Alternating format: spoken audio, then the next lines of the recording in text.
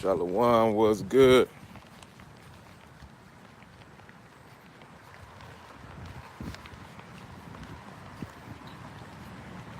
I made a Facebook post yesterday talking about you know, if we were to keep the things that the Most High told us to keep, are we still under a curse? It was just something to throw out there. My point of view is a brother had mentioned, if your dad put you on punishment, said ain't nothing you can do in that room that can get you off punishment. So, and then I said, then what about the next day? Can we fix it the next day? Or, what happens that next day? When we do what he asks, do we get to come out the room or we just stuck in this perpetual punishment until, the Father decide to let us out? Because, what I read, and from my point of view of it is, the Most High giving mercy to us for, we really don't deserve it. In the book of Isaiah, it say our righteousness is like filthy rags. And there's nothing we can do to really deserve it, but he give us a chance. Now, and with that chance, we are expected to do what he asks. So, my thing is, say if you got a kid, he been acting up, he won't get right in school. And you put him on punishment for the remainder of the year. Say if it's a month left, summertime coming. No, we'll go a little sooner. We'll say it's in January, the summertime coming in a few months. So, his grades are slipping because he was clowning, whatever the case. So, in the last few months, he bring his grades up. So, when the summertime hit, do you still keep him on punishment, even though he fixed everything that he said he was going to do, that you told him to do? And he excels. He tries his best. Everything is different. He changed his way of operating. And as a father, and as the love for your kid, what would you do? You'll be proud that he did that. You understand that you will still have this in the back of your head that, he still, did something that you didn't approve of, but now he trying to at least make it right. So as a father, what would you do? I know what I have done, but what would you do? Would you keep him on punishment the whole summer, even though he tried and actually obtained something that he previously wasn't doing? He actually changed everything. He went from all D's to B's and C's. Let's just say that. He got one B, and the rest of them C's. A lot of people like to call them mediocre grades, but all passing grades. He stepped it up. He tried his best, and that was his best. But he tried. He tried hard. Studied hard. He just wasn't able to get the A's, but he got C's and one B. Maybe that B was in special, what is it called? What they called it back in the day? Physical education. But he got a B. So what would y'all do to that kid? Keep him on punishment or no? I'm not saying what the Most High is doing is human, should be human-like or whatever the case. I just want to know, what would you do as a parent? And just to point out, the Most High sent us somebody to redeem us so we could get a second chance off that punishment. So, that was the point I was trying to make. It was a lot of comments on there, so I couldn't, tag everybody in it. But the idea was, the point I wanted to make was, even though we on punishment, the Most High said, I'm gonna send you something to get you off punishment. I'm gonna slide the key up under the door. You go ahead and unlock it, and now you're off punishment because of this key I'm giving you. But soon as you come out that door, I'm taking that key back, and now it's up to you. And that's how I view the Hamashiach. He was the key to let us unlock the door so we can get up off punishment, so we can do right again. And then by doing that, by coming out that door, we was able to be face to face with our Father for putting us on punishment. Apologize for what we did, and make some promises to do right. So that's the point I was making. The people made some valid points on both sides of it. Our brother has said that you know um, we do suffer as a nation, but that's a good point to point out, because we do suffer as a nation. But you can't be held accountable for me, and that's in the scripture.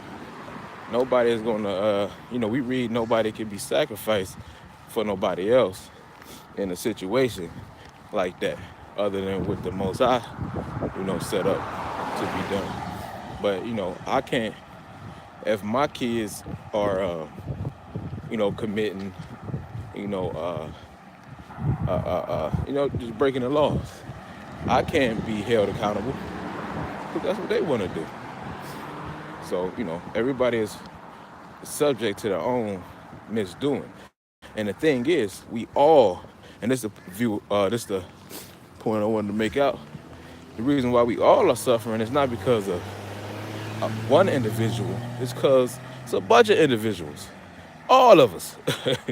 All of us was off. So we all had to suffer.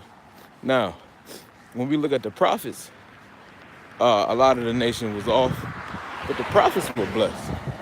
So did they suffer because of the nation? Not necessarily.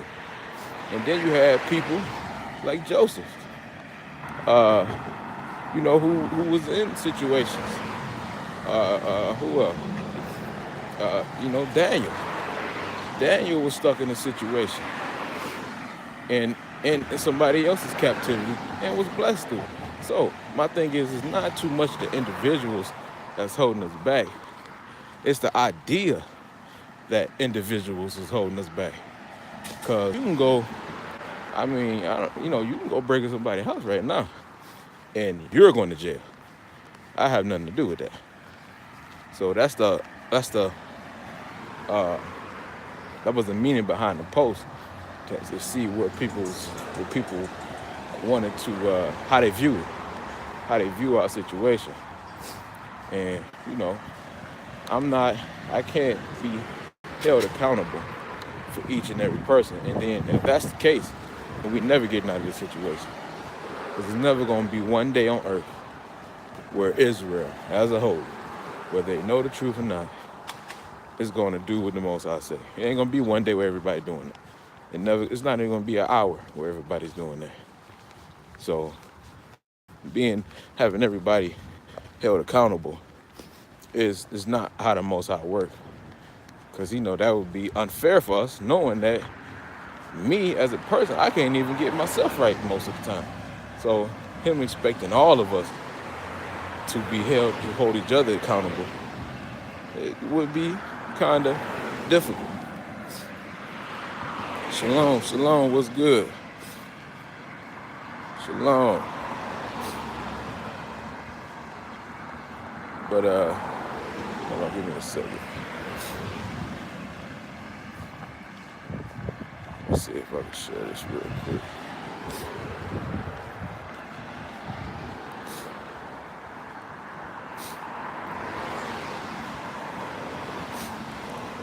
Man.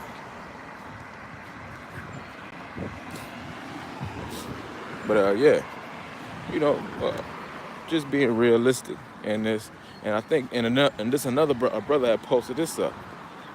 He said, our slave masters taught us that we were under a curse and we should be subject to these things of abuse and cruelty.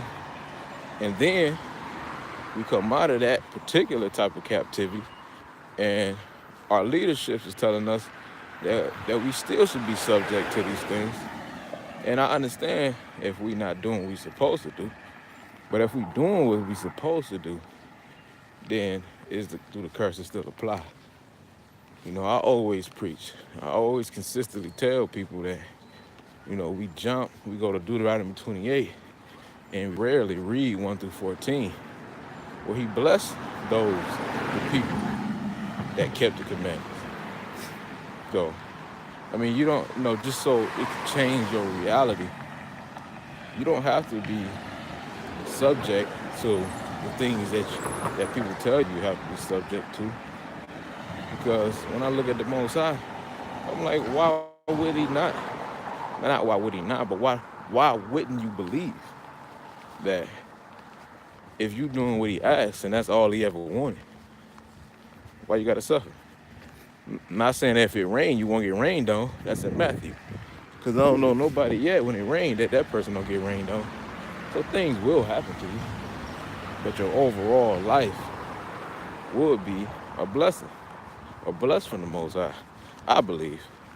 So, just changing that perspective of how we view the scriptures, it's not a perpetual damnation. It's a lot of life in there. That's the whole point of the book, is to give life to these people who obviously don't want it. And if you feel like you're supposed to suffer, then you're not gonna be at your best. If your dad tell you you're on punishment, right? He said, ain't nothing you can do. You're gonna be on punishment the whole summer and the beginning of the new school year. Your efforts to try to be good may not be as good if you know it's no reward. There's no reward for nothing you're doing. And for a lot of people, that is the reason why we keep the commandments. Because he promised us that. He promised we'd be out of this situation if we do what he asks. And the Most High said he's not a man, period. He's not a man at all, that he should lie.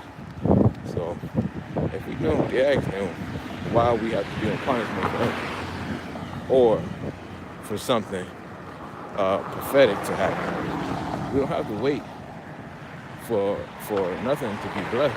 That don't make sense. People say all day, the Most High bless me, the Most High bless me. How is he blessing you if you're supposed to be in some servitude forever?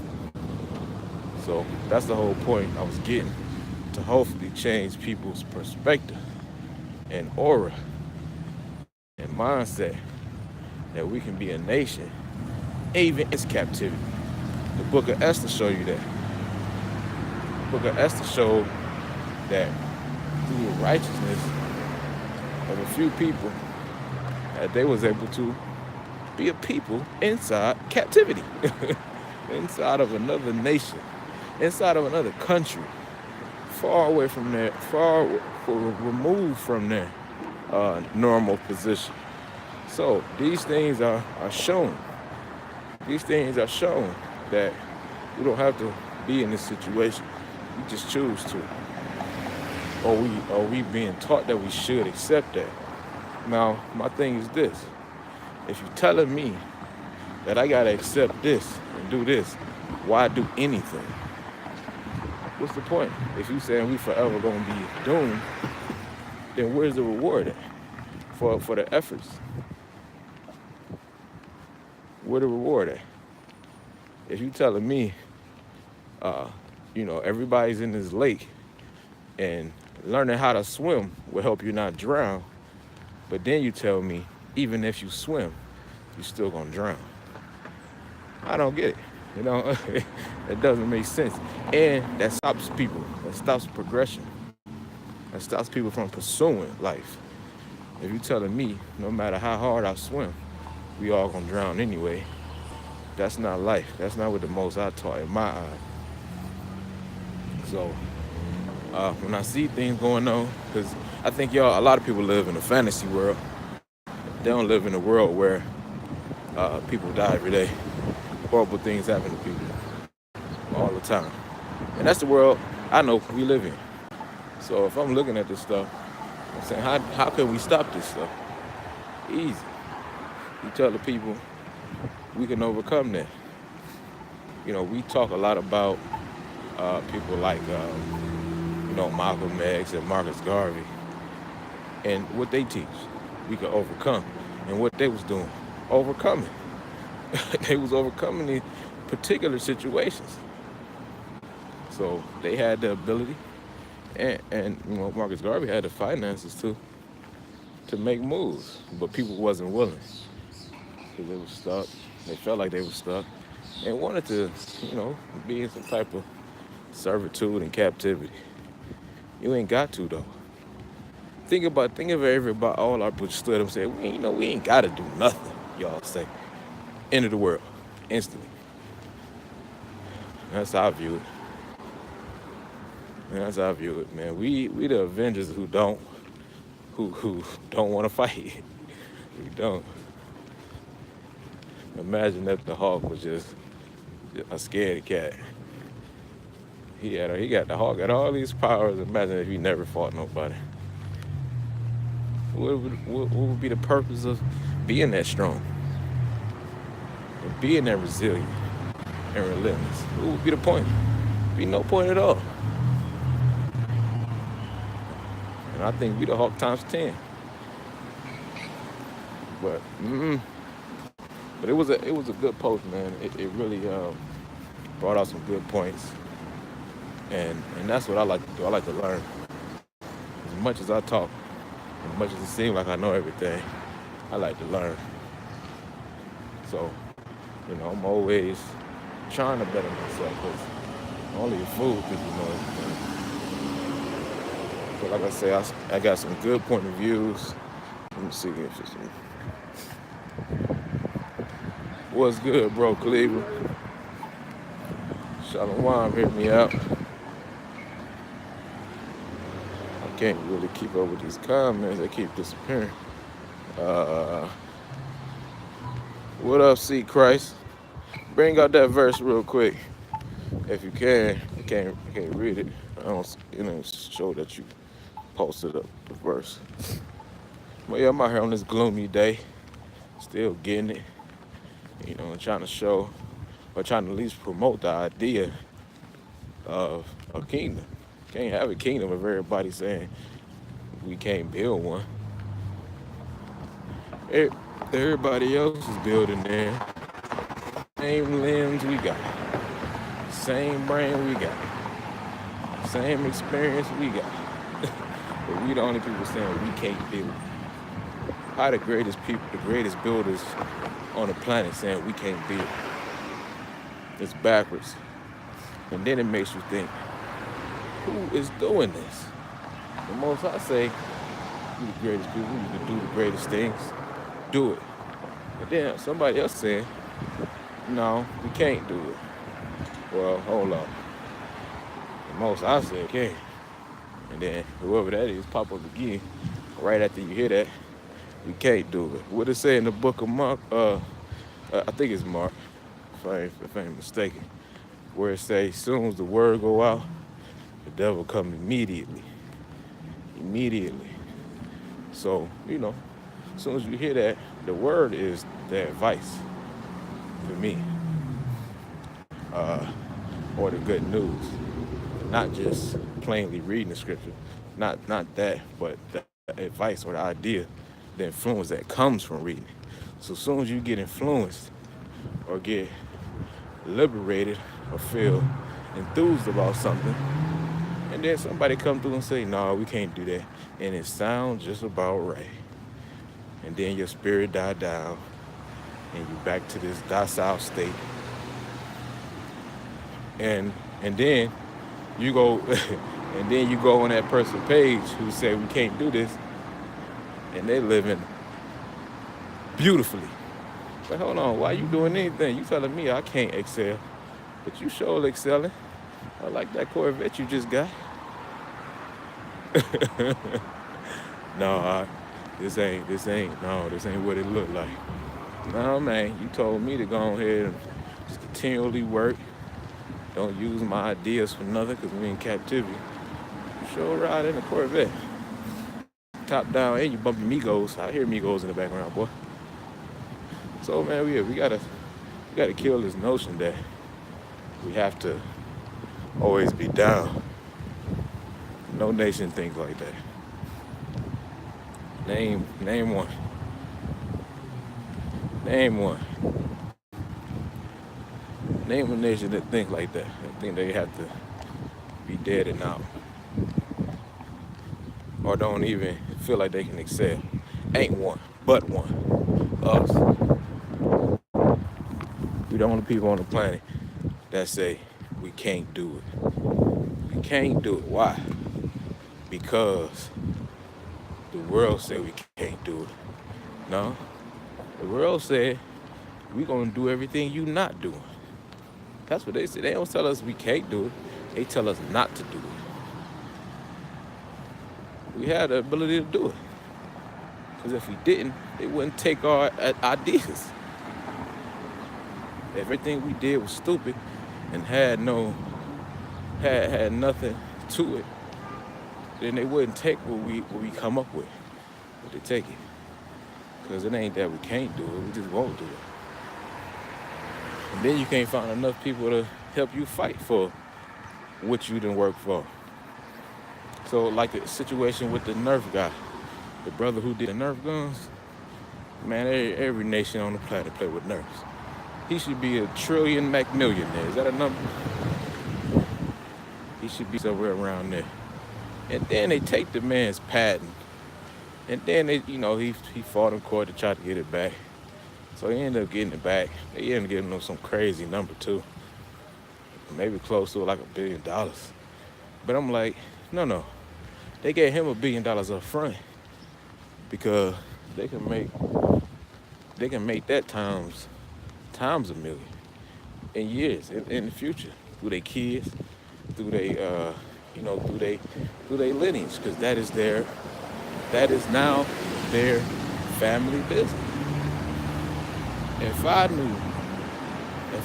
somebody sell me a pickup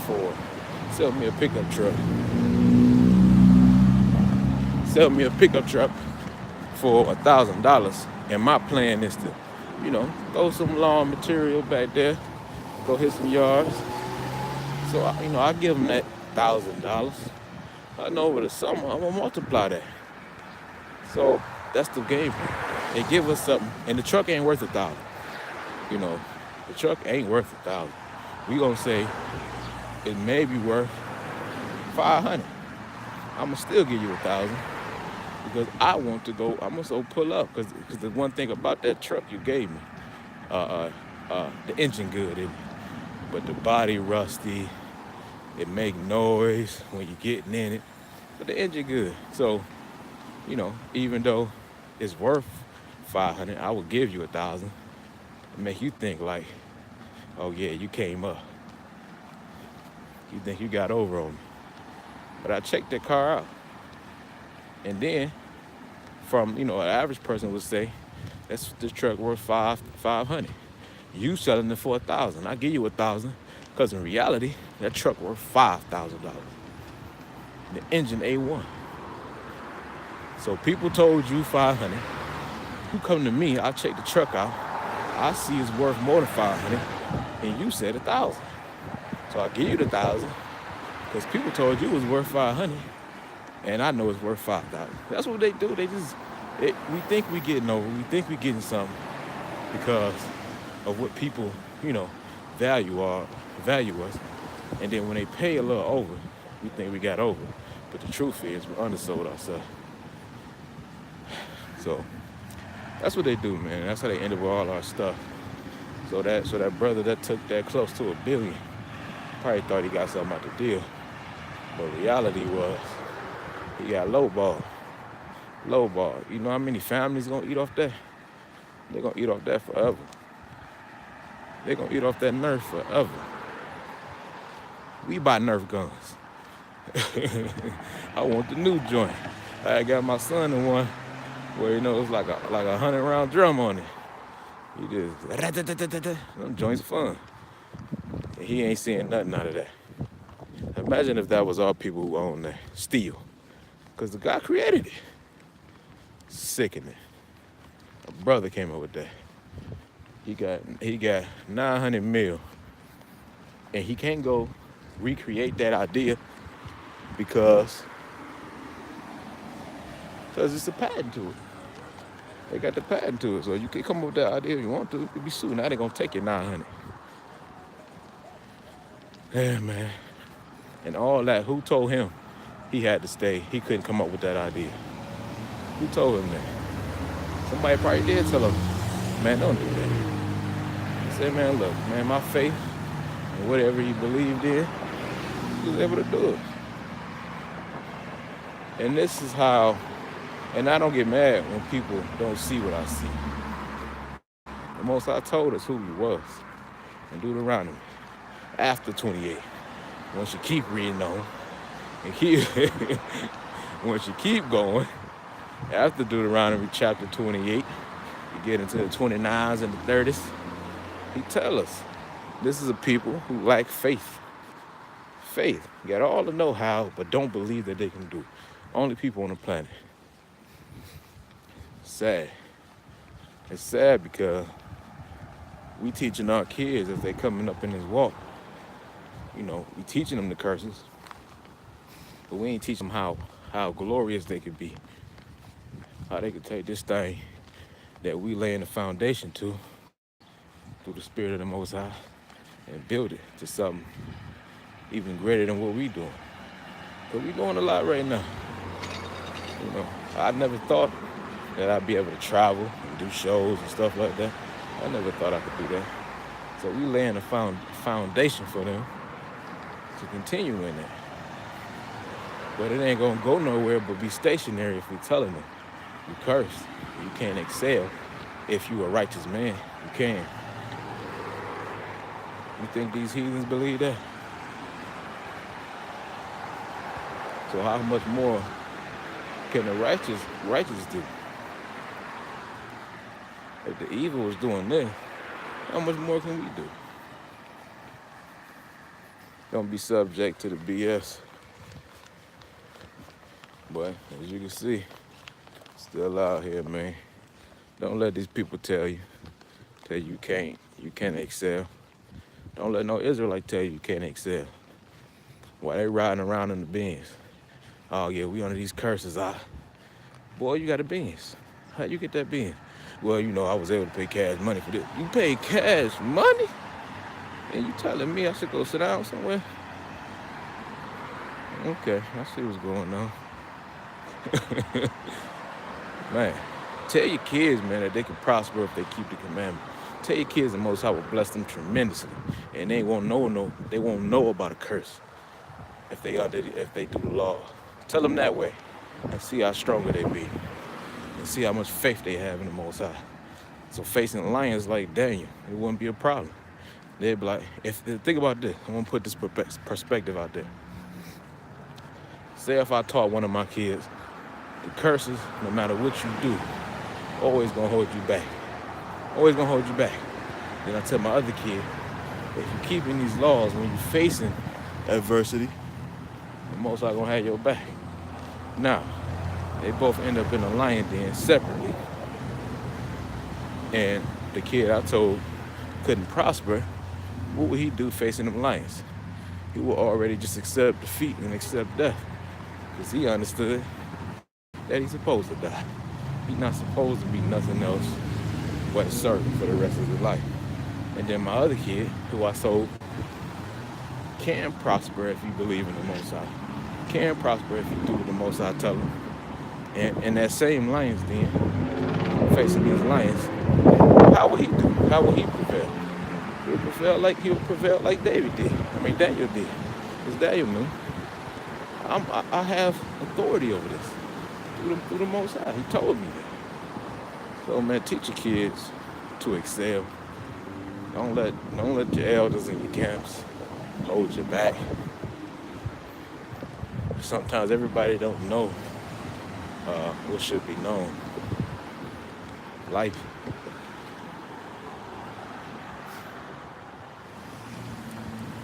Everybody don't know what should be known, man. Man, I'm back hurt again. Let me check the comments.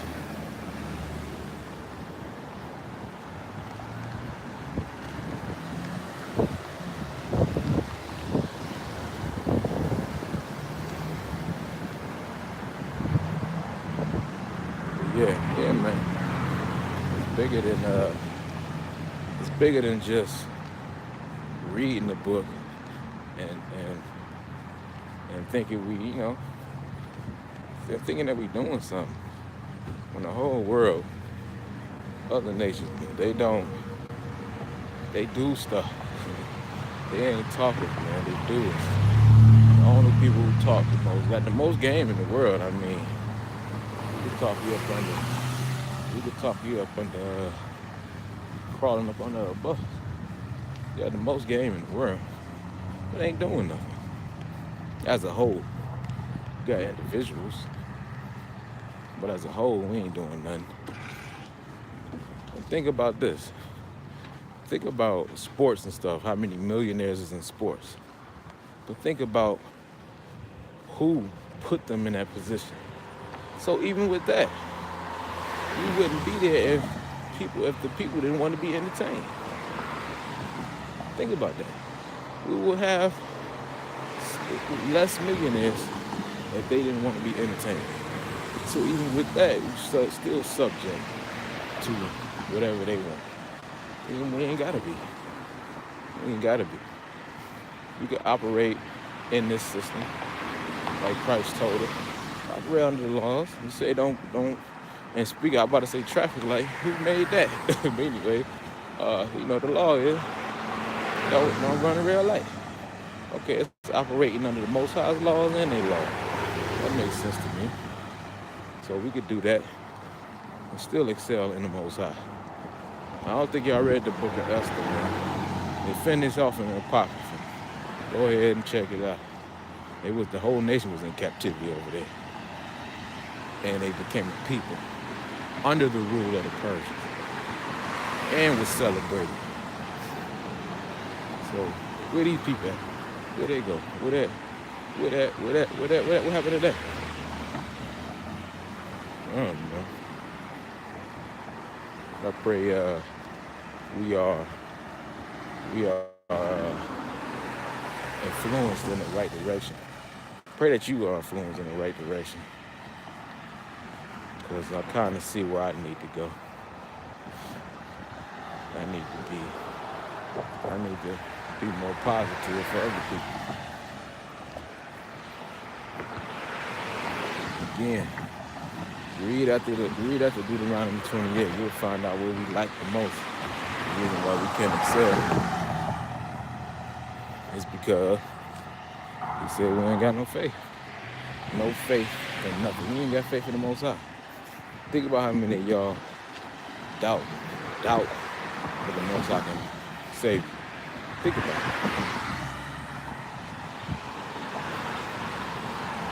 Y'all lacking.